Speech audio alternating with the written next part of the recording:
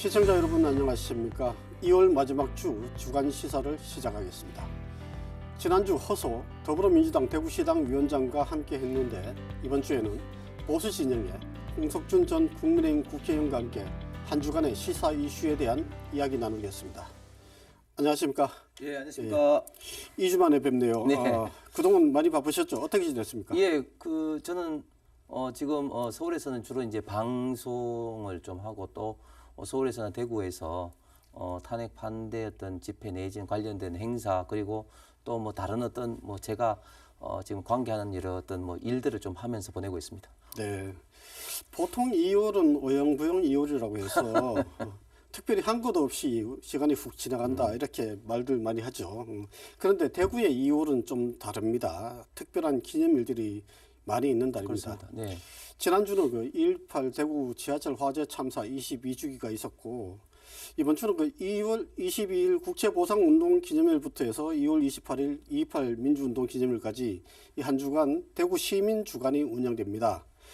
요즘 이 분주한 그리고 혼란한 시기에 이를 맞이하는 대구 시민 주간 어떻게 생각하십니까? 예, 우리 그 시청자 여러분, 시민분들께서 잘 아시는 것처럼 대구가 사실은 이제 영남권 중심 도시로 이제 도약하게 된 것이 효종조, 조선 효종조 때 일단은 경상감명이 이제 이전한 이후로 대구가 영남의 행정, 경제, 문화의 좀 중심지가 되는데 그 이후에 가장 핵심적인 일을 꼽으라면 아무래도 국제보상운동을 시작으로 하는 어떤 독립운동 정신, 그 다음에 또 이후에 또 최후의 어떤 방어선, 그리고 그 민주당, 당시 자유당의 어떤 부정선거에 어떤 항의하는 어떤 2.28 어떤 그런 것들이 대구에 어떻게 보면 가장 상징적인 어떤 사건 정신을 표방한다고 볼 수가 있겠습니다. 그래서 이런 측면에서 국제보상운동 기간 이제 운동이 시작된 2월 21일부터 그리고 그 2.28 민주화 학생 의극까지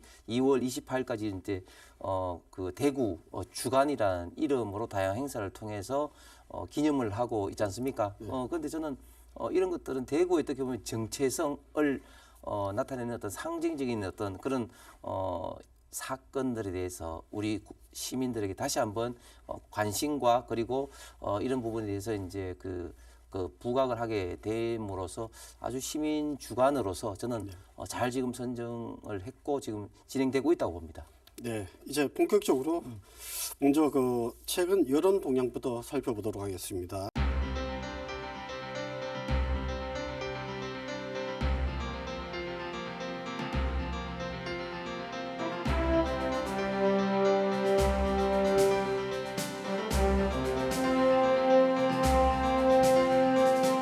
정당 지지도 조사에서 나타난 추이를 보면은 이런 추이가 국민의힘과 민주당의 접전이 계속되고 있는 양상입니다. 양 지지층이 결집하는 모양새를 봐야 될까요? 전반적으로는 지금 이제 그 접전 현상으로 보이고 있지만 그러나 조금 우리가 이제 시차를 조금 과거로 되살려 보면은 12.3 비상 계엄 직후에는 국민의힘과 그 더불어민주당의 지지율이 거의 2배 정도나 차이가 나서 더불어민주당이 2배 정도 더 앞서고 있었는데 그 이후로 국민의힘은 점진적인 어떤 상승 추세 그리고 민주당은 하락 추세가 지금까지 이어져 오고 있는 상황입니다. 앞으로 탄핵이 어떻게 되느냐에 따라서 또 한번 크게 출렁거릴 것으로 예상을 하고 있습니다만 그러나 전반적으로는 각 진영의 지지층이 좀 결집을 하고 있다. 특히 우파 보수 진영의 지지층이 더욱더 결집을 함으로써 지금은 이렇게 그 여론조사 상으로는 좀 우세 내지는 어떤 백중세를 좀 보이고 있는데 앞으로 당분간은 이런 어떤 추세가 계속 좀 될 것으로 예상이 됩니다. 네.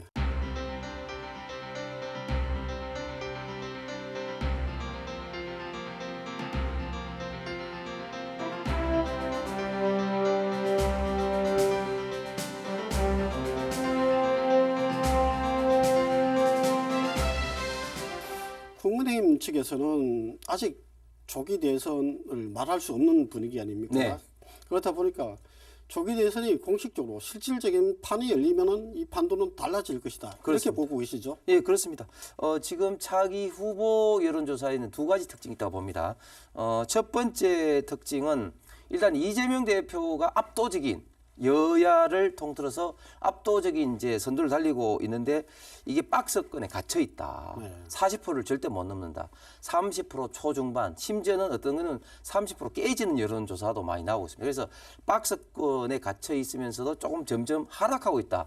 이런 점이 이제 특징적인 것. 두 번째 특징적인 것은 우파 보수 진영 내 후보군들이 굉장히 다양하게 점차적으로 지지율이 지금 높아가고 있다. 과거에 보면은 우파 보수 진영 후보들 다 합쳐도 이재명 대표 반도 안 될 때도 있었습니다. 그런데 지금은 다 합치게 된다면 이재명 대표 여론을 지금 높이 지금 형성이 돼 있거든요. 그래서 전반적으로 우파 보수 진영의 주자들, 예비 주자들이 좀 높아졌다. 그런데 그 중에서도 아주 특징적인 현상은 최근 한 달 사이에 김문수 장관의 지지율이 지금 급상승했다. 그래서 여기 여론조사도 있지만 다른 우파 보수 진영 후보들보다는 거의 배 가까운 그런 어떤 차이를 보이고 있는데 이런 측면에서 아무래도 좀 김문수 지금 장관이 만약에 오늘 당장 경선이 벌어지게 된다면 유리한 어떤 위치를 점했을 정도로 지금 우파 보수 진영에서는 후보군으로 지금 단연 지금 돋보이는 어떤 그런 분이라고 볼 수가 있겠습니다. 말씀이 나왔으니까 그 김문수 장관 이야기 좀 더 해보죠. 그 실제로 김문수 장관은 뭐 선거에 대해서 전혀 뭐 이야기를 아예 언급을 하지 않고 있지만 얼마 전에 국회에서 나경원 의원 주최로 그 토론회가 있었는데 여기에 초청돼 김문수 장관이 나갔지 않습니까? 예. 여기에 국민의힘 그 현역 의원이 60여 명이 58명 몰렸어요. 왔다 가죠. 예. 예. 이게 그 나경원 의원 때문에 몰렸다고 보십니까? 김문수 장관 때문에 몰렸다고 보십니까? 정치에서는 지지율이 깡패라고 합니다. 네. 결국은 지지율 높은 사람 중심으로 국회의원이 몰릴 수밖에 없는 것이죠.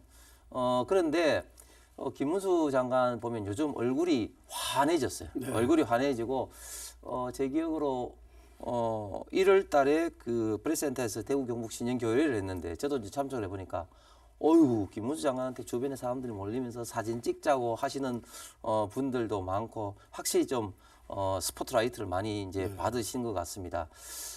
이제 지금까지 김문수 장관이 사실은 12.3 비상계엄 직후만 하더라도 이 대선 후보군 조사조차도 안 들어왔습니다. 그런데 갑자기 지금 이렇게 됐는데 그것은 뭐 여러 가지 이유가 있겠습니다만은 서영교 의원이 뭐 사과를 요구했을 때 사과를 하지 않고 하는 그런 것들이 좀 어떻게 보면 좀 기폭제가 됐는데 과연 그러면 김문수 장관의 지지율이 어떻게 보면 좀 신기루가 틀 거냐 쉽게 빠질 거냐 앞으로 어떻게 될 거냐가 좀 관건인데 제가 생각할 때는 그렇게 쉽게 빠질 것 같지는 않습니다. 무슨 말인가 하면 반기문 전 그 유엔 그 사무총장 같은 경우는 이게 급비가 상승했다가 어느 순간 빠져버렸잖아요. 그런데 김문수 장관은 지금 뭐 모르시는 분들도 많았습니다만 이제 좀 새롭게 알고 있습니다만 지금 우리 국민의힘에서 그렇게 어렵다는 경기도에서 국회의원 3선 그리고 경기도지사 재선하신 분이에요. 그러니까 정치인으로서는 굉장한 내공이 있는 상태인 것이죠. 그렇기 때문에 반기문 총장처럼 그렇게 빠질 그런 어떤 경우와는 완전히 다르다. 그래서 앞으로 물론 뭐 출렁거림이 많이 있겠죠. 그럼에도 불구하고 김문수 장관이 현재는 가장 어떻게 보면 우파 보수 진영에서는 돋보이는 어떤 주자라고 할 수 있겠습니다. 또 한 사람 이번 주에 공교롭게 한동훈 전 대표가 책을 냈습니다. 네. 사실상 조기 대선 행보 시작했다 이렇게 봐야 될 것 같은데 한 대표 지지율은 뭐 다시 올라갈 수 있을 것 같습니까? 제가 볼 때는 쉽지 않을 것 같습니다. 왜냐하면 한동훈 대표에 대해서는 이번에 이제 책을 출간함으로써 사실상 정치 행보를 재개를 했는데 저는 두 가지 문제점을 지적을 하고 싶습니다. 첫 번째는 타이밍적으로 굉장히 조급합니다. 왜냐하면 본인이 비대위원장으로서 총선 참패를 하고 곧 이어서 많은 사람들이 좀 말렸지만 또 당대표 선거에 나와서 당선이 돼서 당대표를 했는데 본인이 당대표를 할 때 지금 현직 대통령이 지금 탄핵을 당했습니다. 그리고 본인의 책임도 상당 부분 있을 수밖에 없는 것이죠. 그래서 지금 우파 보수 진영 내에서는 절대적으로 지금 윤석열 대통령을 지켜야 되고 탄핵을 반대하는 이런 어떤 상황에서 본인이 또 지금 조기 대선을 염두에 둔 이런 어떤 정치 행보를 하는 것은 너무 타이밍적으로 좀 조급하다 이런 문제를 지적하지 않을 수가 없고 두 번째는 또 대의 명분이 없습니다. 왜냐하면 큰 선거일수록 대의 명분이 있어야 되는데 본인이 지금까지 조기 대선이 있을 때 대통령이 돼야 된다는 대의 명분은 어디서 찾을 거냐.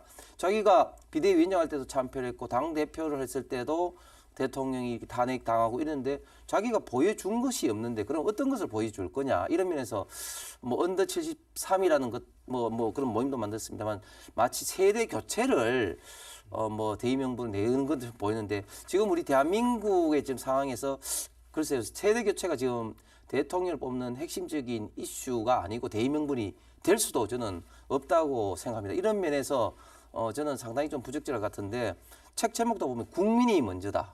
네. 사람이 먼저다는 또 문재인 대통령까지 좀 약간 연상이 되는데 이 한동훈 대표 생각하는 국민이 뭔지를 모르겠어요. 과거 당대표 선거에는 국민 눈높이를 굉장히 강조를 했습니다. 그런데 우리 우파 보수 진영의 지도자라면 좀 어떻게 보면 일반 추상적이고 실체가 없는 국민 눈높이, 국민이 먼저다 이런 것보다는 대한민국의 미래를 위해서 어떤 소신과 주관을 갖고 어떻게 국가를 이끌어 가야 된다는 확실한 좀 비전과 철학을 제시해야 되는데 좀 그런 면에서 지금 한동훈 대표는 지지율을 끌어올리기가 저는 상당히 좀 부족하지 않나 그런 좀 예상을 합니다. 예.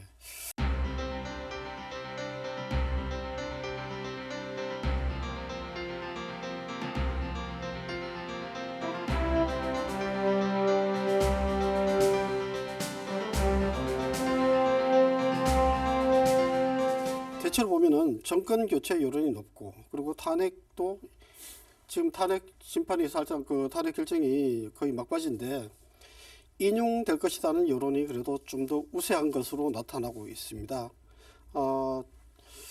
탄핵이 그 이제 사실상 이제 거의 마지막 거의 변론과 이제 결정만 남았는데 지금 이런 여론조사가 나타난 것에 대해서는 어떻게 생각하십니까? 예, 여론조사라는 것은 특정 어떤 시점을 이제 바라보는 게 아니라 추세를 이제 바라봐야 된다고 이야기를 합니다.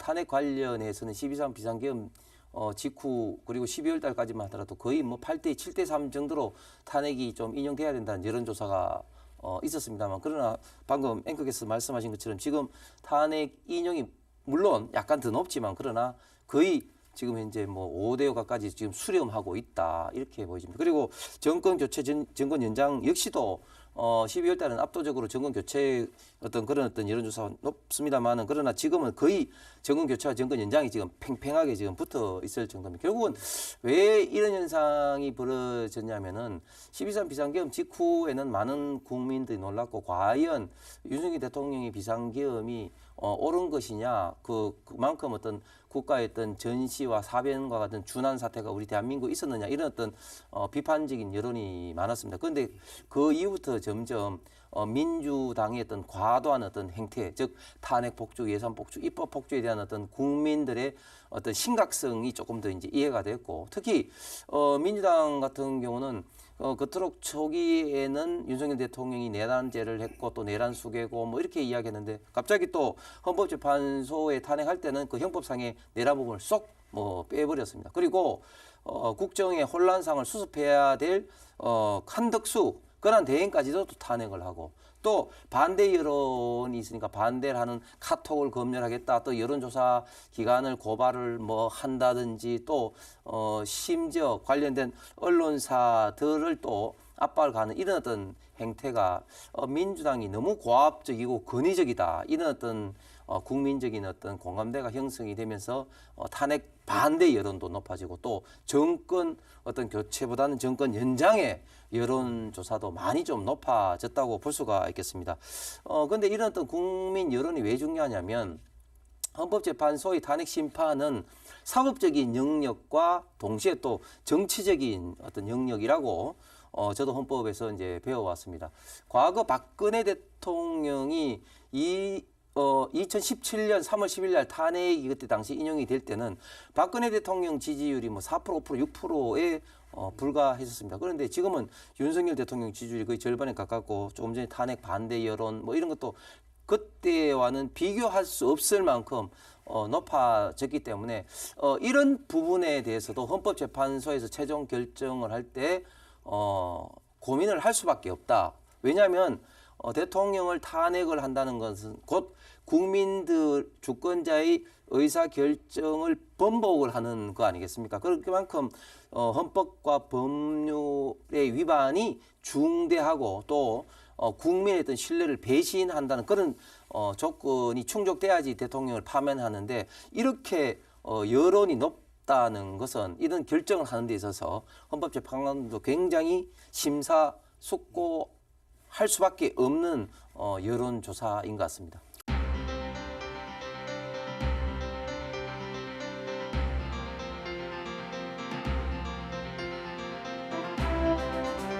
그런데 다만 좀 우려되는 부분이 있는데요. 헌법재판소를 비롯한 사법부에 대한 불신 여론도 제법 높은 편입니다. 네. 문제는 국민의힘 여당도 이 여론을 조장하고 있다 이런 지적도 있습니다. 네. 동의하십니까? 뭐 일부 동의합니다. 그런데 또 분명히 또 문제도 있는 게 헌법재판소만 예를 들면 헌법재판소는 1987년 헌법이 개정되고 난 다음에 들어온 제도입니다. 87 헌법 체제가 되면서 우리 대한민국의 특징적인 것이 대통령 5년 단임제 그리고 또 헌법재판소인데 지금 국민 여론조사를 보면 헌법재판소의 불신이 거의 절반에 가깝습니다. 이토록 헌법재판소에 지금 현재 그 불신 여론 높아진 적이 없는데 왜 높아지냐면 일단 기본적으로 헌재 재판관 8명 중에 3명이나 지금 우리법 연구회 소속이고 또 보통 법이라면은 예를 들면 정계선, 이미선 재판관처럼 본인 당사자하고 직접적으로 관련된 이런 경우에는 당연히 제척 내진 회피, 기피 대상이 돼야 되는데 계속 한다는 이런 문제뿐만 아니라 또 헌법재판소 자체가 헌법과 법률의 최후의 보호로 이어마하는데도 불구하고 너무 법률 위반이 지금 많습니다. 이건 제 이야기가 아니라 우리 대한민국에 있어서 헌법학의 가장 대가이신 허영 교수가 지금 헌법재판소가 10가지 이상의 지금 법률을 위반하고 있다고 이야기를 하고 있습니다. 대표적으로 예를 들어서 2020년 형사소송법 개정 이후로 검찰 조서에 대해서 피청구인 윤석열 대통령 측에서 부정을 하면은 그 검찰 조서의 어떤 증거 능력이 인정이 안 됨에도 불구하고 인정을 하는 것이라든지 또 지금 이 그 재판을 운영하는 과정에서 보면 그 정인 1인당 90분씩 마치 청문회 하듯이 초치기를 두고 시간을 제한하는 거라든지 또 대통령의 직접적인 신문을 허용하지 않는다든지 이런 것은 명백하게 형사소송법을 그 위배를 하는 것이거든요. 이런 어떤 측면에서 헌법재판소 스스로 지금 분란을 저는 야기하고 있고 또 어떤 결정이 나더라도 국민의 어떤 수용을 하지 못하는 어떤 그런 불만을 지금 야기하고 있다고 봅니다. 또 한 가지 최근에 또 큰 문제가 있지만 공수처 문제도 마찬가지입니다. 공수처는 분명히 공수처법의 내란 부분에 대해서 수사도 할 수 없음에도 불구하고 수사를 했고 또 영장 쇼핑이 지금 이제 일부분 지금 사실로 드러나고 있습니다. 공수처법에는 중앙지법에 영장을 청구를 해야 되는데도 불구하고 서부 지법에 했습니다. 왜 그랬느냐? 결국은 지금 이제 드러나고 있지만 통신영장 압수수색 영장이 지금 이제 중앙지법에서 기각이 됐다는 거 아니겠습니까? 그런데 그런 것들을 지금까지 다 숨겨왔습니다. 이거는 어마어마하게 국가기관이 거짓말을 했고 그리고 위법을 저지른 것이죠. 그래서 이런 어떤 문제 때문에 공수처, 헌법재판소 등의 사법의 불신이 굉장히 지금 심하다. 이런 것이 우리 대한민국 법치주의에 있어서 저는 굉장히 위기라고 생각하고 이 문제는 탄핵이 인용되든 기각이 되든지 간에 저는 어떻게든지 이제 수사를 통해서 저는 빨리 바로잡아야 될 문제로 생각합니다. 마지막으로 그 국회의원도 하셨고 그 전에는 대구시 고위공직자로 오래 근무하셨는데 지난주에 그 대구에서 네. 대한민국 시장 군수 구청장 협의회 그 회장단 회의가 열렸습니다. 거기에서 지방 분권 개헌 결의 촉구하는 네. 결의문을 채택을 했는데요. 실제로 어떻습니까? 현장의 경험을 비춰봤을 때 지방 분권 개헌 필요하다고 생각하시는지 아니면 그리고 개헌을 해야 된다면 뭐 어떤 절차 어느 시점에 해야 된다고 보시는지? 예, 저는 개헌을 하게 된다면 반드시 지방 분권을 강화하는 내용은 들어가야 된다고 생각합니다. 크게 개헌을 하려면 예를 들면 대통령, 국회 그리고 이 관계를 둘러싼 소위 말하는 권력 관계가 한 축이 될 거고요. 그 다음에 지방 분권을 강화하는 게 또 다른 축이 될 것으로 봅니다.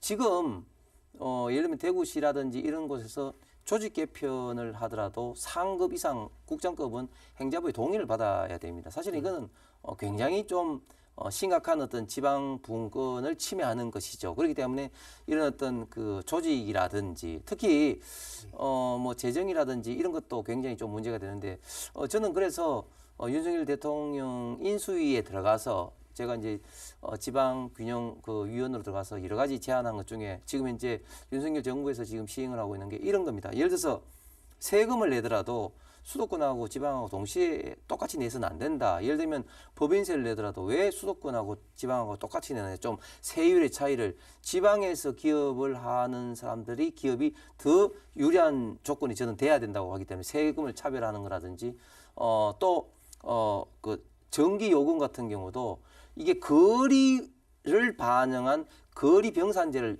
도입을 해야 된다. 제가 그렇게 주장했던 배경은 우리 대구 경북이 자라니까 원전이 많기 때문에 그런 식으로 하면 우리 대구 경북이 수도권에 비해서는 당연히 전기 요금이 좀 싸게 되는 것이 합리적이고 지방 균형 발전에 도움이 된다고 저는 생각합니다. 그래서 무슨 말인가 하면 국가 권력적인 이런 어떤 접근 방식이 아닌 가격 변수에 의해서 자연스럽게 기업이라든지 사람이 경제 주체들이 지방으로 내려갈 수 있는 여건을 만들어야 된다고 주장이고 그래서 반영되는 것이 기획운동 특구라든지 분산전환법으로 지금 현재 일부 시행하고 있거나 시행을 준비 중에 있는 것들이 있습니다. 그래서 이런 어떤 재정 내지는 경제적인 것도 저는 당연히 헌법에 들어가야 된다고 생각합니다.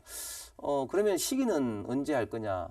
그래서 저는 사실은 개헌 시기는 굉장히 어렵습니다. 왜냐하면 새로 대통령이 들어와가지고 개헌하면은 그 모든 전국이 개헌 블랙홀로 빠져들기 때문에 굉장히 어려운데 지금 탄핵이 기각이 되면 지금이야말로 어떻게 보면은 개헌을 하기 좋은 타이밍이다. 그렇기 때문에 국민의힘에서도 이런 부분을 권영세 그리고 권성동 의원이 지금 주장을 하고 있기 때문에 탄핵이 기각되면은 지금 기각 이후에 어떤 논의해보는 것도 저는 좋은 시점이라고 생각합니다.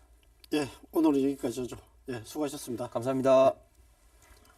국채보상운동과 2.28 민주운동은 대구의 자랑스러운 역사이고 소중한 정신문화입니다. 대구의 역사와 정신을 다시 한번 생각해보는 시간을 가지면서 2월 잘 마무리하시고 새봄과 함께 희망찬 3월 맞이하시기 바랍니다. 3월 첫째 주 새로운 시사 이슈로 찾아뵙겠습니다. 감사합니다.